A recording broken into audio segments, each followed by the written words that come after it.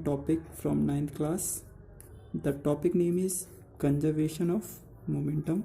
Conservation of momentum. What do you mean by conserve? Conserve means कोई चीज़ waste ना होना. Waste नहीं मतलब सेफ हो गई, हमारी सेफ हो गई, कंजर्व बोलेंगे उसको. बट इसके अंदर एक लॉ होता है, law of conservation of momentum. Law of conservation of momentum. ये लॉ क्या कहता है? ये लॉ बोलता है कि मोमेंटम बिफोर कोलिजन, दो बॉडी एक स्ट्रेट पाथ पर चल रही हैं, उनमें कॉलिजन हुआ. कॉलिजन होने के बाद momentum before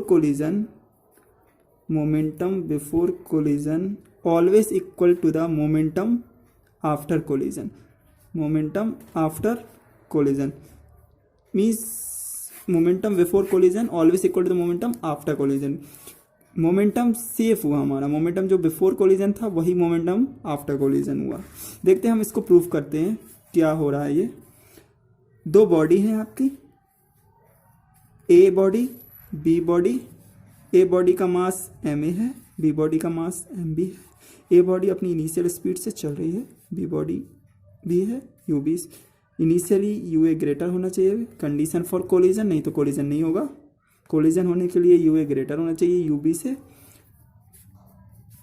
at the time of collision the force acting A on B, which is denoted by FAB, and you know every action there will be equal and opposite reaction, so that the force also act by B on A, which is represented by FBA.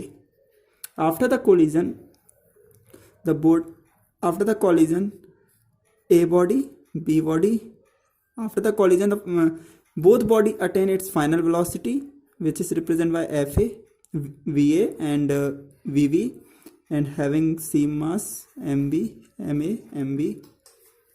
Now by using third law of motion, every action there will be equal and opposite reaction.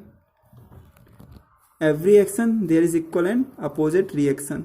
Opposite बोल रहा हूँ इसीलिए मैं यहाँ पे negative sign for opposite force है, इसलिए negative sign होगा. ऑल्सो आप ऐसा भी बोल सकते हैं F A B plus F B A which is equal to 0. दोनों सही है, कोई भी ले लीजिए आप. इसको लेके चलता हूँ, F A B equal minus F B A. हमें पता है फॉर्मूला एफ का होता है M into A, mass into acceleration. And हम ये भी जानते हैं कि एक्सेलरेशन को हम v minus you upon T लिख सकते हैं. कहाँ से? फर्स्ट इक्वेशन ऑफ मोशन से, जिसको v equal to U plus A T बोला था हमने. वहाँ से एक की वैल्यू हमने निकाली v minus you upon T. Okay, force a on b is equal and opposite force b on a by using third law of motion. We know F equal to m into a, and also a is equal v minus u upon t. From first equation of motion v is equal to u plus at. हमने a के लिए लगाया तो mass of a, velocity of a, final velocity, initial velocity divided by time. b के लिए लगाते हैं हम mass of b, माइनस रहने दीजिए यहाँ, final velocity of b, initial velocity of B divided time cancel out. After opening bracket आप open करिए, इससे मल्टीप्लाई, इससे भी मल्टीप्लाई होगा.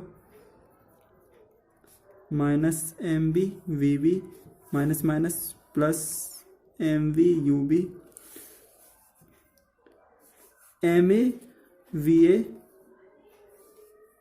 फाइनल वेलोसिटी वाले टर्म आप एक साइड कर लीजिएगा, इनिशियल वाले एक साइड कर लीजिएगा, उसको उस साइड ले जाइएगा. यू बी, इसको मैं इस साइड ले आया हूँ, इसको उस साइड ले जाइएगा.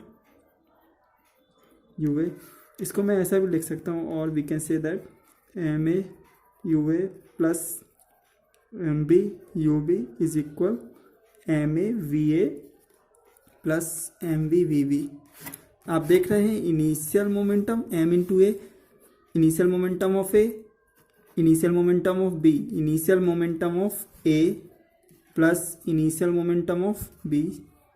सम of initial momentum of A and B which is equal to final momentum of A plus final momentum of B. देखा दोस्तों आपने कि initial momentum, sum of initial momentum of A always equal to the sum of initial momentum of and final momentum of B. Momentum before collision, ये क्या है आपका momentum before collision. देखिए momentum before collision M into U, momentum before collision equal to momentum sum of momentum after collision. Momentum before collision equal momentum after collision. Thank you, prove हो गया है। Thank you.